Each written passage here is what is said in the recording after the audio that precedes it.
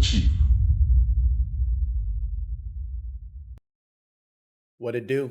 It's your boy Coach Sut, aka Chief Sut, aka Macho Man Brandon Savage. I believe is one of the nicknames that I gave myself when I first started the YouTube stuff. But welcome back to the weekly recap. For those of you that are subscribed, you probably saw last week there was no week recap. We just released the highly anticipated Coach Stokes episode, which has gotten some phenomenal feedback. Really found out how deep his ties go into the area when you see people comment, he was my linebackers coach, he was my DC, he was this, it's big impact. So I hope to do that with some of the upcoming guests too. But for this week, no guests. Make sure you still subscribe, like, comment, all that. Spotify also is where you can watch video if you aren't on YouTube like that. Um, Need to get both of those numbers up so I can start to monetize this stuff eventually. But for right now, it's all good. I wanted to open up quickly. I'm not Catholic or anything like that, but RIP to the Pope. Moment of silence. Okay, yeah. Twitter, X, whatever you want to call it, has been going ham. Obviously, JD Vance was one of the last people to see the Pope. There was a couple of memes already when he first saw him, and now the internet's running wild with the idea that he killed him, which is absolutely absurd. But you got to give it to him. This is pretty funny. Yeah, yeah. Like people have to correct it. It's gonna go both ways. But I just love the internet sense of humor, and I love that JD Vance is so memeable. It's awesome to just see him pop up in a new way every single day. But I'm not going to stick on that one long, just like I'm not going to stick on this Blue Origin space launch because we have commercial space launches essentially now, is what Bezos is aiming for. Jeff Bezos sent an all female crew up into space for like 10 minutes. There's a lot of people that are calling it a woke event and this and that because they barely scraped the carbon line and fell back to Earth. They never truly broke into space, even though they did go to outer space and they have these flightless or these gravityless videos. They are pretty cringe. Everything that they post, that pretty much all these people post now, is pretty cringe. But the only thing I'm gonna say about it is the fact that you used to have to go through rigorous training and exercises and all this crazy stuff in order to be an astronaut. And now all you have to really do is be Katy Perry. And that seems to be it. There she goes. That seems to be good enough. And I don't know how I feel about that. I'm not going to be on any of those flights. I'll let you guys do all that stuff for us. I'm completely good on going to space. Once we're like really out of resources, I'll dip. But I'll let you guys warm some of these commercial flights up, get work out all the kinks, kind of figure it out. And if I'm gonna do all this, I'm not going up there for 10 minutes. I gotta do a run. You know what I mean? It can't be like no light stuff. But anywho, Hollins football, we're back, baby. We didn't put the spring game on this graphic, but that is going to be on May 22nd. We're playing that at home against Bradenton Southeast. It's the same team that we played in the spring last year. We beat them last year, but it wasn't really like any sort of like blowout. It was a pretty like good game, pretty close game, especially watching the film back. So we're going into it knowing that they're gonna bring it, and this isn't gonna be anything light. They're gonna really try to come after us. So if you have the time and you want to check out some like really lively high school football or just come, support, come hang out, we'd love to have you. This is the schedule for the fall. We just came out with it. Since I do the socials, I figured why not just mention that to you guys for a second. And the last episode that I did was with Stokes. Stokes was a G. He wasn't quite, Deion Sanders, where he could have his son and his son's best friend's jersey retired. After 2 seasons, they didn't win a bowl game. I believe they were sub 500 overall. Uh, I find this ridiculous. This is like a legitimate publicity stunt. I can't really get behind it at all. And I've heard people try to make the argument, well, Travis makes sense because he won a Heisman. And there's schools that as soon as you win a Heisman, you get your number retired, which I can understand that. Heisman is major. That's not just some little, run of the mill award. Like, that's cool. But you do a little bit of digging. Rashawn Salam, Colorado's first Heisman Trophy winner, won the award in '94, and they didn't retire his jersey until 2017 after he passed away in 2016.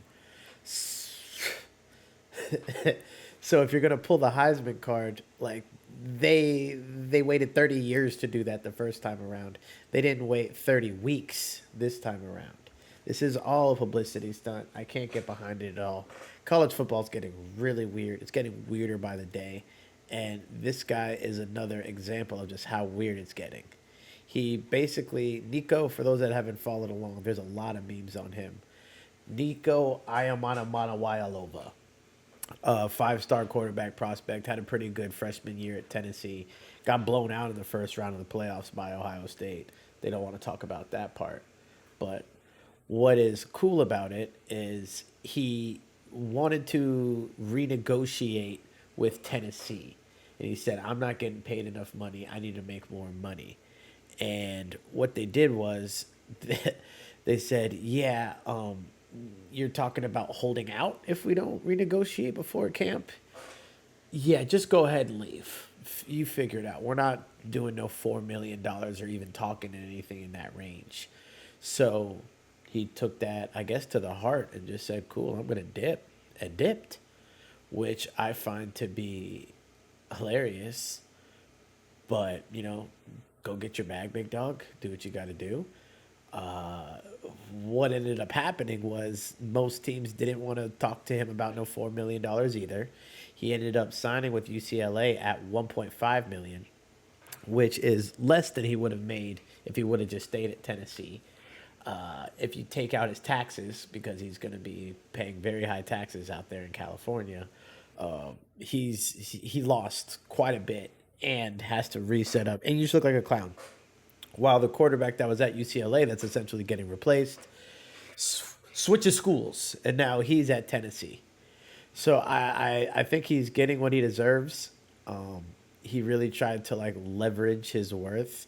And I don't know how you pronounce his name. It's Josh Huppel, however you pronounce it, the Tennessee coach. He's a G. And he basically said, you know what, go figure it out. Go talk to whoever you think you need to talk to. I find that awesome. He just absolutely stuck it to him. Kid lost out. Just play football, guys. You already were getting paid quite a bit of money to play ball. And I know they make so much more and all this and all that. Just get your money, big dog, and stop worrying about all that other stuff. They're listening to these agents and their cousins and everybody else telling them to do all this stuff, and it's just not the move. I can't get behind it really. But Sinners was an absolute cinematic experience. It was the exact opposite of what the college football landscape is. College football is very fake. Well, I mean, there are quite a few similarities. I'm not going to drop any spoilers for this. I'm going to put on here no spoilers because I'm not going to ruin anything. I will say I went with Quinn and Angie, so, homies to my left. And to my right was a whole group of white people. And there are certain parts of that movie that made them very uncomfortable, and I would just be laughing. It definitely added to the experience. It already is a movie you need to experience in theaters. It was shot in IMAX. Ludwig Göransson did the score. He is from The Mandalorian, Boba Fett, all that. He does a lot more than just that, but that's some of the notable stuff of recent. And again, the music in it is sensational. The memes for everything are sensational. All of these. Aaron Turner down the rocky road and all the way to Dublin, Mark Maloney. From there I got away, my spirits never failing, landed on the quay just as the ship was sailing. Captain at me roared, said that no money. Love it. Absolutely love it. Yeah, I'm not talking about the Kanye stuff. All this site wants to do sometimes is show me some crazy wild stuff. Instagram's gotten better with letting me feed the algorithm what I want. But unless like it's something that I type in like this, oh, there goes my light. She's just died on me mid set. Maybe I can plug it in now. But either way, yeah, Sinners was an absolute cinematic experience. I was very, very, very, very impressed all the way through. That's all I'm gonna say. And that this kid, the lead actor in it, he is going to be a megastar. He's one of those guys that as soon as he was on screen and you heard him talk, you're like, wow, that's a pretty distinct voice. And Quinn looked at me and goes, have I seen him in anything before? Has he done anything before? I'm like, no, this is like debut. He was like a background singer for a couple of artists in the past, but now he's going to be launched into the stratosphere, like Daniel Kaluuya style, Damson Idris style, if you will. But another guy that is probably my favorite director right now, if I had to pick one, Jordan Peele. Never thought as a jit that I would say Jordan Peele is my favorite director, but he has just kind of like cornered the horror market while also delivering like powerful black films, which is something that is done wrong a lot. People think they can just make a slave movie or just slap one of those stereotypical Tyler Perry style movies out, almost like BET. You guys know what I mean. I hope those don't work. They work for a certain demographic, I guess. Maybe, I don't know. You don't really see them coming out or getting advertised like that anymore. But these original ideas are, and this is the trailer for Jordan Peele's new one. I mean, if you've seen it already, just kind of flash forward, but I'm going to play it just for anyone that hasn't seen it, because it looks like it might be my favorite movie ever. I said, do you want this? If you want to transcend the game, you have to dig deep. Your mind and your body have to be in sync. Talent is how hard you're willing to work. No days off. No sleep. We grind. I'm never good enough. I'm never good enough. That's how great people think.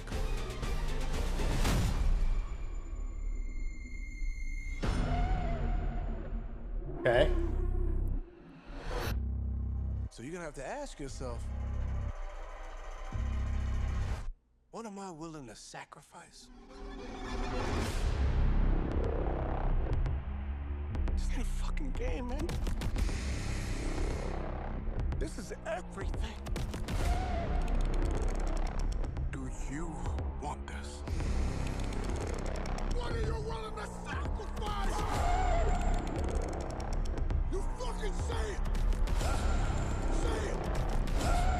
Say it! Everything!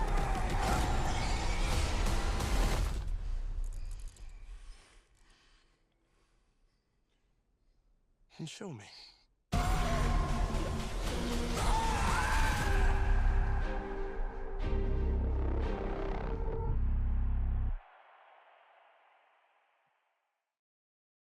So that I've never seen anything like that. It has the sports drama hype kind of basic storyline feel, and then it turns into like horror sacrifice thing. That seems groundbreaking, if you will. I'm super excited for that. Just like I'm super excited for this, and it's getting a lot of slack. I know people don't like Julia Garner for whatever reason, because people just don't like anything. But Ruth Langmore in Ozark was a phenomenal performance. She's a phenomenal actress, and this is gonna be dope as hell. Wow, you folks, even we take all her out of know it. the story. 4 brave astronauts head off into space and come back forever changed. This car? Our city, Dang. our planet, owe a debt to these intrepid souls. And while we can never repay them, we can certainly celebrate them. Thank you, Fantastic Four. Thank you. Thank you, Fantastic Four! Please welcome the Fantastic Four.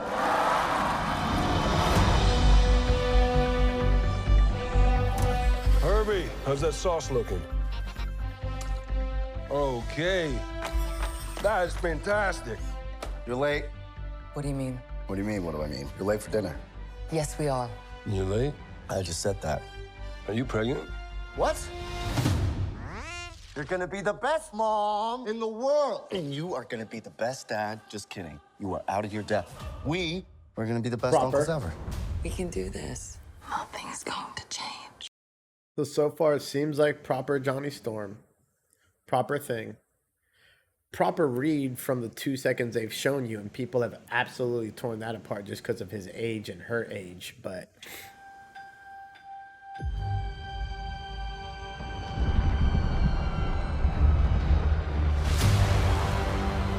Are you the protectors of this world?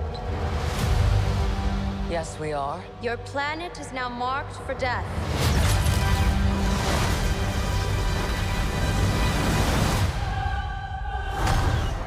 It's my fault. I stretched the bounds of space. And they hurt.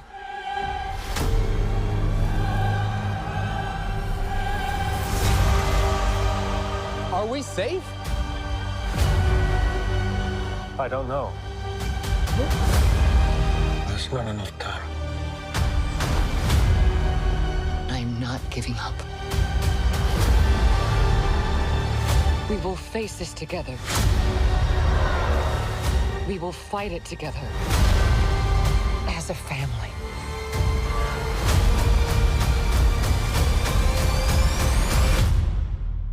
Has to be us.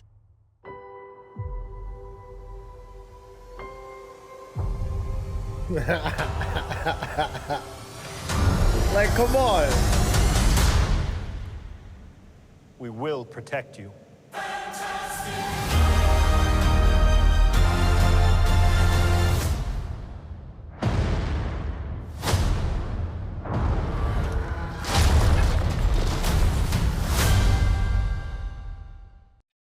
So the big thing people are pissed about, again, is the Julia Garner Silver Surfer thing.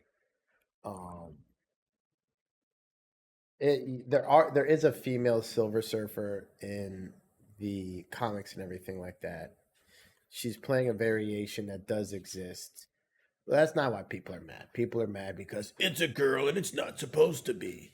But what they don't understand is you're opening up a door for stuff like this, where you have multiple Silver Surfers, a Silver Surfer love interest. Like, there's so much you can do, and that it opens up.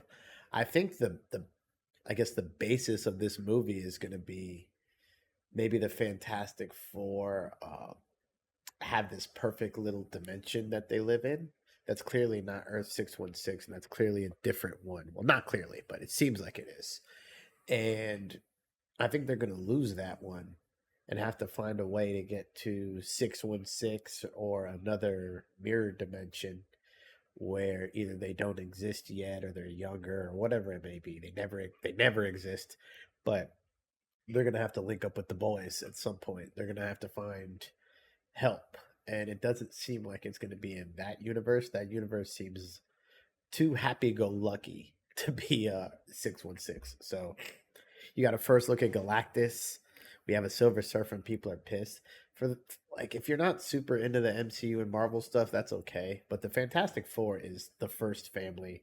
They're very tied in to so many. They're tied in with the X-Men, a lot of Spider-Man stuff. Basically, the major villains that cross over to everyone, the Doctor Dooms, the Galactuses, the heaviest ones, the Fantastic Four have to be there. So this is I don't want to use the term monumental again because I've been using the term monumental for Sinners. It was monumental to music and Black culture, but this could be huge and people hate everything. Just look at this guy. absolute unit. Like, he's got the shirt tucked in, just like, golly. People are just hating on everything. I'm just so excited. People aren't hating though on that Daredevil finale, because boy oh boy, did they go out with a bang. This is the only picture I'm gonna leave up, because that boy Fisk is a bad man. Daredevil's a bad man. Frank Castle continues to just be a freak. Like how people say his only superpower is being a bigger dog than everybody else. It's factual. The guy is an absolute unit. He's fun to watch. I still think, like, morally, he's one of the more complex characters in Marvel, and he just doesn't get that respect, I guess. But it is what it is. I think he gets a lot more love after this season. He only had a few like sparing little moments, but in those moments he really like took off, I guess you could say. So overall, you need to watch this. I'm trying not to spoil it as much as I can because people are still getting to it. But golly, they've just pushed how violent I thought they could get with a Disney Plus show. And they've gone past the stratosphere, and they literally just don't care. It's awesome to see, and I'm excited to see where the next couple projects go. They could start linking up Moon Knight, and I believe Frank is in the Midnight Suns, but you need Ghost Rider. You need some other dark guys. Dark guys are who keep review bombing The Last of Us on every single website, because every critic's different, but the Rotten Tomatoes people, the Screen Crush, all these different review places are giving The Last of Us Season 2 great reviews, while the fans just continue to just bomb the reviews. And I just think it's because they hate Bella Ramsey. I understand she doesn't exactly look like the video game character. She doesn't match it up to people's likings. But if you do a little bit of digging, the Targaryens don't necessarily look exactly like how they were described in the story all the time. Most of those characters don't. Harry Potter does similar. I think it's just because Bella Ramsey is not somewhat attractive. If she was like Millie Alcock from Game of Thrones or House of the Dragon, you wouldn't have a problem. But she's just not like an attractive young lady. So people decide they just want to roast on her. And it is what it is. I think this is where they messed up. I hope you guys watch it immediately. Actually, I'm going to give spoilers on this one. I never played the game, and I didn't know what was really coming. I had to like check and make sure that like they actually killed him. That is horrible. He's done already? Like, I don't care anymore. I don't want to say it like that. I'm sure there's an interesting storyline coming, but I don't care about it. Not even a little bit. So I wish them luck with the rest of this show. I think it's unfair what they're doing to the show itself and Bella Ramsey, but if that's what the story is, maybe we should just call it after this season anyway. We'll just move on. There's a lot that happened at Coachella. I think people underestimate how much they put into that production, because every stage is crazy and the production is on another level. This is literally Zed on the piano doing the Severance theme with the LA Philharmonic.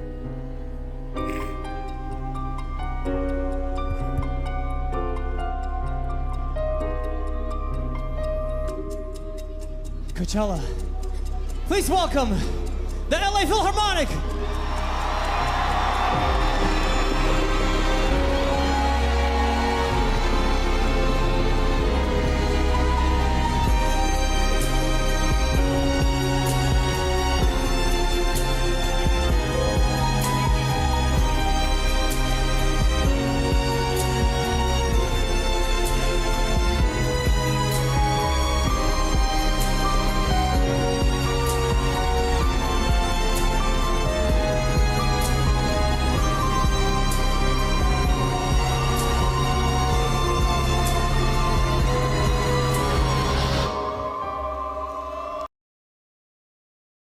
Beautiful. I don't know where else you would get to see that at. I just think that's really sick. I think you have guys like Dead Mouse thinking it's funny to just be belligerent and spend that opportunity doing that. That's whack. When you have guys taking it up a notch and doing something amazing like that, that's actual art. I think guys like Dead Mouse do that, and other artists troll that crowd and make fun of that crowd because does seem like a really weird influencer based K-pop fake crowd. Not to say K-pop fans are fake, but you know what I mean. But it doesn't seem like the most favorable crowd for underground music, at least. And maybe for some of the live acts, it's a bit easier when it's harder for them in other spaces. But either way, Coachella, everyone acts like it's so trash. It's not trash. Look at that production. You know it's amazing. Speaking of amazing, shout out to the boys, the Pro Football Pod. We have the NFL draft coming up this week. First round, I believe, Thursday. You got 2 and 3 Friday, and then the rest of the draft is on Saturday. I don't know if the boys over at the Pro Football Pod are going to be doing their live Q&A hangout session all 3 days. I know they'll do the first round for you guys. But, yeah, shout outs to Coach Hulk and Austin. They're the big homies. Get with them for all of your pre-draft coverage, post-draft coverage, season-long coverage. Colby's talked about doing a fantasy-only type beat. So get with them, and we'll wrap this one up with our Florida Man of the Week. There was a lot of negative ones. There wasn't a lot of funny ones this week. There was like a guy beating up on like an 11-year-old that he thought was egging his house, and a guy that threatened to shoot like a little girl that was selling chocolate or something. Negative. I found a clown. So this guy basically robbed a convenience store and then is just like driving in circles around it, hammered and probably off something else. But the suspect, identified by authorities as 39-year-old Richard Christopher Smith of Miami, allegedly walked out with several items from the store. Some of the stolen items were alcoholic beverages that Smith was apparently eager to share. He went driving past cops that were setting up to look for him and tried to hand them what looked like a nooner. Stop! Stop! I'm gonna give you a drink, that's it! He's drinking some, looked like a beer or something. He just drove by, he's back towards... Might have been a claw. Stop! Stop! I'm gonna give you a drink, that's it! Oh. He's drinking some, looked like a beer or something. He just drove by, he's back towards, I believe, Lakeview.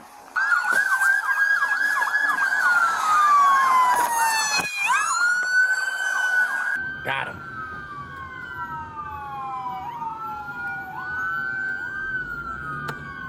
Show me your hands now! Get on the ground now! Get on the ground now! He's smoking a bug. Get on the ground! Get on the ground now! Damn it!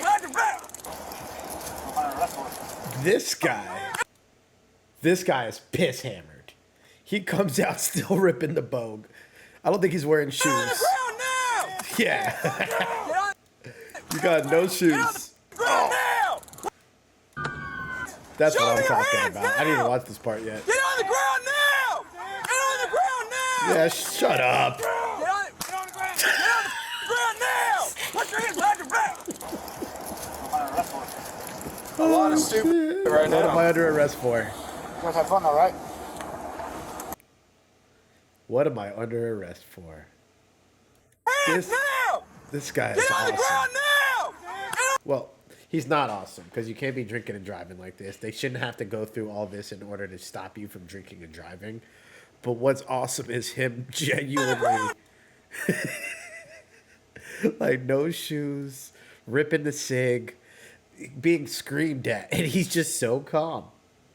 Do you know how hammered you have to be that calm? Get on the ground now! Get on the ground!